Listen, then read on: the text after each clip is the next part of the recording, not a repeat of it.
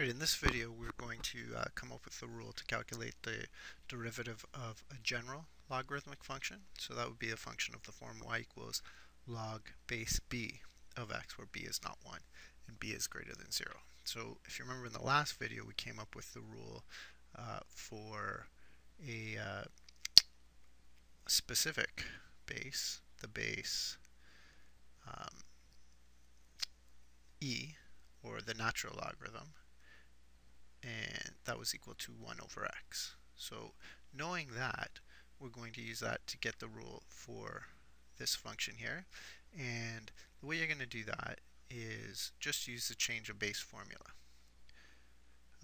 So if you don't know the change of base formula, you can check out the video on change of base formula, but you likely learn that in grade 12 in advanced functions. So the change of base formula states that if you want to convert a log base b to any other base, that's going to be equal to the log base of whatever base you want. So in this case we're going to want base e, or the natural logarithm, of x over log base e of b. So writing this in the other notation, log base e is ln, or the natural logarithm, over the natural logarithm of b. So y is equal to this. So this function here equals this.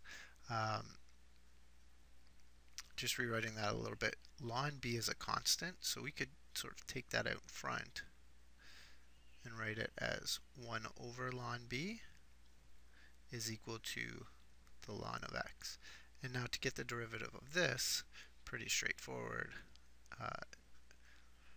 That's just your constant multiple rule. It's going to be equal to the constant, which 1 over ln b is a constant, times the derivative of ln x, which is 1 over x. And then you usually put that together and get 1 over x times the ln of b, where x must be a positive number because the original function was the logarithm base b of x. So as a rule, the derivative of log base b of x is equal to this, 1 over x ln b, where x must be a positive number. Okay, so a couple examples using this rule. So just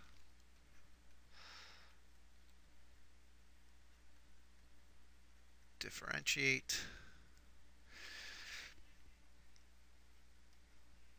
Let's say we've got this simple one, y equals log base 5 of x. That's going to be dy by dx, the derivative, is equal to 1 over x, as the rule states up here, times the ln of the base. So in this case that would be 5 times ln 5, where x must be a positive number. And that's it. That's the rule. You can do more complicated ones where you get like a product rule one. Let's say y equals, let's go x cubed times log base 2 of x.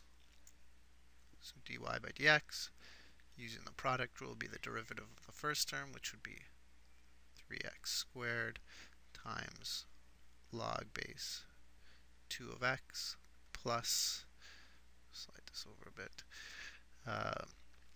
x cubed, leave the first function, times the derivative of the second, which is 1 over x times the ln of the base, which was 2.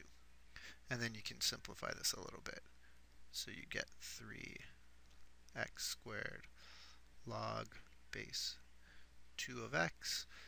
plus, there's an x cubed and a divided by x, so it would be x squared over ln 2.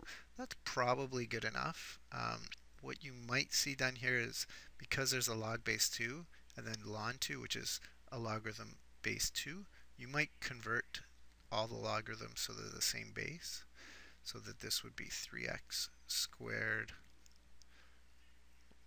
And we'll convert everything to the natural logarithm. So by the change of base formula, log base 2 of x is ln x over 2 plus x squared over ln 2. And you'll see this is a much neater answer. It's much cleaner. Just getting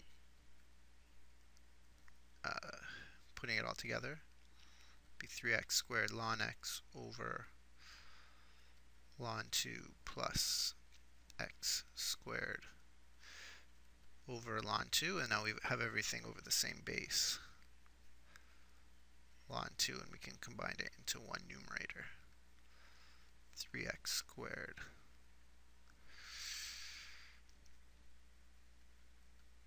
ln x plus x squared. Okay, and then of course x must be bigger than 0. So that's how you calculate the logarithm of a general logarithm, any base.